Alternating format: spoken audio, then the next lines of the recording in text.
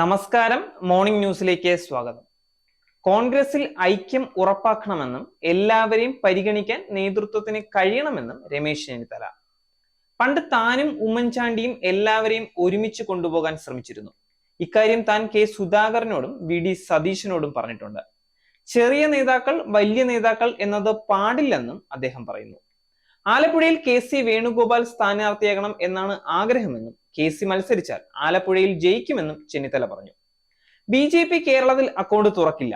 Modi വരുന്നതിനനുസരിച്ച് UDFന് vote കൂടുമെന്നും മോദിക്ക് മൂന്നാം ഭരണം ഉണ്ടാകില്ലെന്നും ചെന്നിത്തല കൂട്ടിച്ചേർത്തു. പൂക്കോട് വെറ്റിനറി കോളേജ് വിദ്യാർത്ഥി സിദ്ധാർത്ഥിന്റെ മരണവുമായി ബന്ധപ്പെട്ട് വിദ്യാർത്ഥികൾക്കെതിരെ കൂടുതൽ നടപടി. 10 വിദ്യാർത്ഥികളെ 1 വർഷത്തേക്ക് പഠനത്തിൽ നിന്ന് വിലക്കി. ക്ലാസ്സിൽ പങ്കെടുക്കാനും പരീക്ഷ എഴുതാനും വിലക്ക് ഏർപ്പെടുത്തിയിട്ടുണ്ട്. 2 പേർക്ക് 1 വർഷത്തേക്ക് ഇന്റേണൽ പരീക്ഷാ വിലക്ക്. മർദ്ദനമേറ്റതായി കണ്ടിട്ടും ആശുപത്രിയിൽ എത്തിക്കാത്തതിനാലാണ് നടപടി. 4 വിദ്യാർത്ഥികൾക്കായി ലുക്കൌട്ട് നോട്ടീസ് പുറത്തിറക്കിയിട്ടുണ്ട്. സൗദ് റിസാൽ, കാശിനാഥൻ, അജയ് കുമാർ, സിൻജോ ജോൺ എന്നിവർക്കായാണ് നോട്ടീസ് ഇറക്കിയിരിക്കുന്നത്. വനിതാ പ്രീമിയർ ലീഗ് ക്രിക്കറ്റിൽ UP വാരിയേഴ്സിന് സീസണിലെ 2ാം ജയം. 4ാം മത്സരത്തിൽ ഗുജറാത്ത് ജയൻസിനെ 6 വിക്കറ്റിന് തോൽപ്പിച്ചു. ഗുജറാത്ത് കളിച്ച 3 കളിയും തോറ്റു. ആദ്യം ബാറ്റ് ചെയ്ത ഗുജറാത്ത് 5 വിക്കറ്റ് നഷ്ടത്തിൽ 142 റൺസ് എടുത്തു.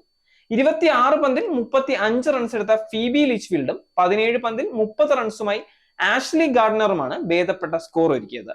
UPK സ്പിന്നർ സോഫി എക്ലസ്റ്റോൺ 3 വിക്കറ്റ് വീഴ്ത്തി.